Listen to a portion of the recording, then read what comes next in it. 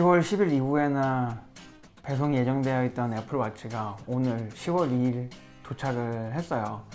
거의 한 예상 도착일보다 10일 이상 빨리 도착을 했는데요. 그래서 오늘 간단하게 빠르게 언박싱 한번 해봤고요. 이미 제가 언박싱을 한 상태이고 지금 사용을 하고 있습니다. 셋업을 끝을 냈고 오전 11시에 받아서 지금이 5시 20분이니까 대략 6시간 정도 사용을 했는데요. 6시간 동안 사용을 하면서 느낀 아주 간단한 짧은 소감 정도 오늘은 말씀을 드리도록 하고, 좀 자세한 리뷰라든가 아니면 아마도 일주일 사용기 정도는 다음 주 정도에 제가 업로드를 할 예정입니다. 그러면 먼저 언박싱 영상을 짧게 보여드릴게요.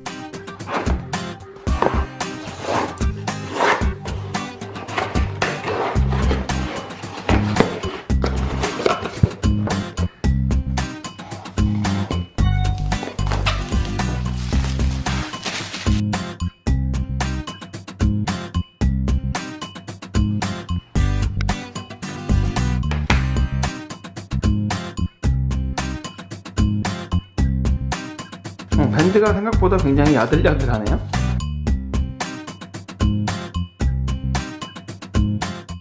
이번 애플워치 시리즈 3의 경우에는 디자인적으로는 뭐 크게 변한 부분이 없어요. 그렇지만 AP가 좀 많이 발전을 했고요. 그리고 뭐니 해도 LTE가 처음으로 적용이 됐다는 게 가장 큰 특징이겠죠. LTE가 적용되면서 나름 뭐 저의 경우에도 기대는 많았었지만, 그것보다도 LTE 버전을 구별하기 위해서 애플워치의 그 용두에다가 붉은색으로 점을 찍어놓은 듯한 모습은 상당히 좀 개인적으로는 많이 좀 걸렸어요. 그래서 LTE를 원했음에도 불구하고 이 붉은색 점 때문에 고민을 좀 하게 만들었었는데요.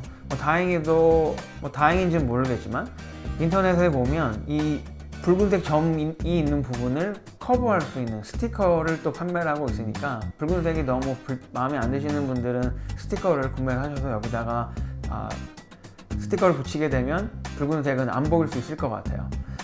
저도 좀 사실 걱정은 했는데 생각보다 아주 이상하지는 않은 것 같아요. 근데 제가 지금 가지고 있는 스페이스 그레이보다는 흰색이었으면 좀 더 잘 어울리지 않았을까라는 생각은 여전히 드네요.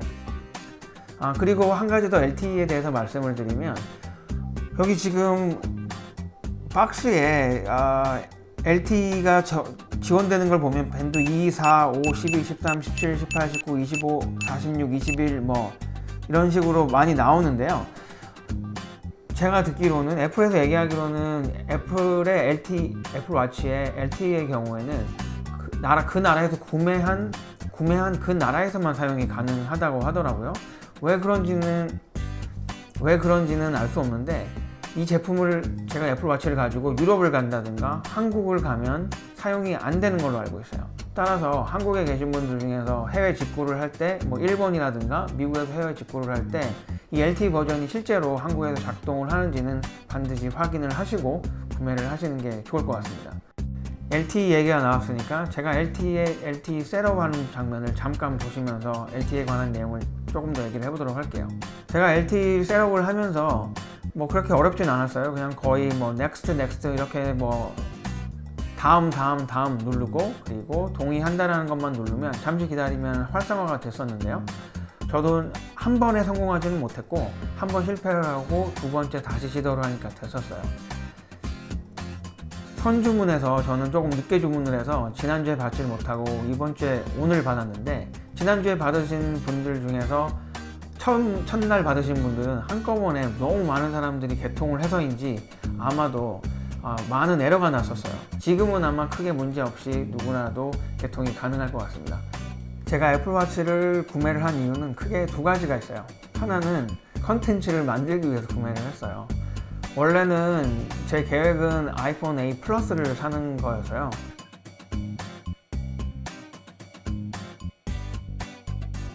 두 번째는 애플워치에서 제공을 하는 앱 때문에 구매를 했는데요. 물론 아이폰에도 비슷한 기능들의 앱들이 있어요. 저의 경우 아이폰 7 플러스를 사용을 하는데, 밖에 나가서 조깅을 한다든가 할 때 여기 암밴드를 이용해서 사용을 해봤어요. 근데 아주 불편하지는 않지만 또 그렇다고 해서 아주 편하지는 않더라고요. 그런 이유들 때문에 구매를 하긴 했어요. 안드로이드 계열의 스마트워치의 경우 비슷한 앱들이 있고 가격마저도 저렴한데 애플워치를 선택을 한 이유는 그냥 애플이기 때문입니다. 세 번째는 아이폰과 연동이 되어서 들어오는 알림 기능들이에요. 생각보다 많은 앱들이 애플워치에 적용이 돼서 사실 좀 놀랐어요. 카카오톡이라든가 텔레그램 등도 연결이 되더라고요.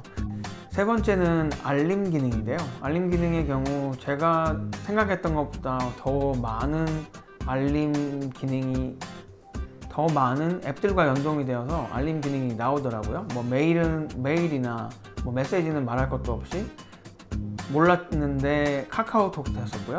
텔레그램도 다 오더라고요. 그리고 간간히 제가 설정해둔 CNN에서 뉴스도 들어오고 여러 가지로 많은 사람들이 이런 알림 기능 때문에 굉장히 편하다고들 많이 얘기를 하더라고요.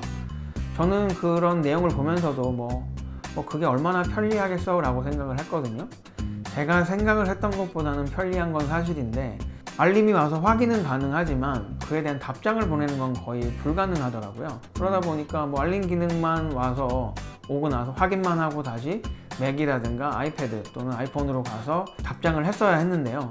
그게 뭐 그렇게까지 편한가 라는 생각이 들기는 했었어요. 그렇지만 전화기가 내 근처에 없었을 때 알림 기능이 와서 기다리던 걸 빨리 확인할 수 있는 부분은 확실히 좀 좋지 않나 라는 생각은 들었어요. 네 번째이자 마지막으로는 LTE입니다. LTE는 이번에 처음 적용된 기능이죠. 아이폰이 없이 단독으로 애플워치가 전화를 걸 수 있다는 점은 굉장히 참 편리한 기능인데요. 이게 얼마나 잘 되는지는 아직은 잘 모르겠어요. 제가 오늘 약 한 10분에서 15분 정도 통화를 했는데요. 통화 품질이 그렇게 나쁘진 않았거든요. 애플워치를 가지고 스피커와 마이크를 동시에 사용한 건 아니고 제가 가지고 있는 블루투스 이어폰을 가지고 통화를 했어요. 저는 큰 문제 없이 잘 들렸던 것 같은데 상대방이 약 10분, 15분 정도 동안 한 두세 번 정도 저에게 잘 안 들렸다, 끊겼다, 다시 한번 말해달라고 얘기를 하더라고요.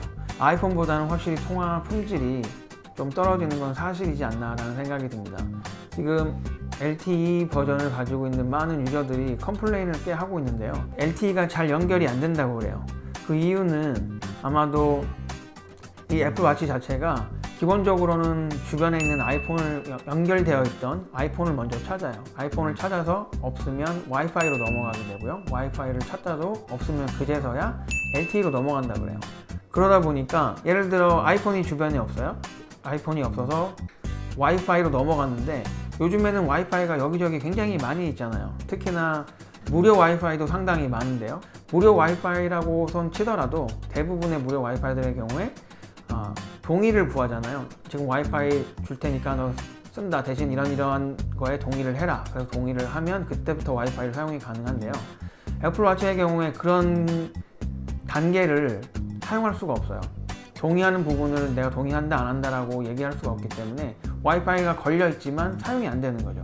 그렇다 보니까 와이파이는 걸려 있으니까 와이파이에서 LTE로 넘어가지가 않고 LTE로 넘어가지는 않는데 넘어가지도 않고 와이파이는 걸려 있지만 실제로 인터넷과 연결이 되진 않으니까 애플워치가 무용지물이 되는 거예요. 애플도 이미 알고 있고 아무래도 업그레이드를 통해서 개선이 될 것으로 보입니다. 네, 오늘은 뭐 이렇게 짧게 말씀을 드렸는데요. 한 일주일 정도 더 사용을 해보고 제가 그때 다시 한번 리뷰를 하도록 할게요. 그러면 오늘은 여기서 저는 또 물러가도록 하겠습니다. 시청해 주셔서 감사하고요. 다음에 올라오는 리뷰도 꼭 확인해 주시길 부탁드리겠습니다. 감사합니다.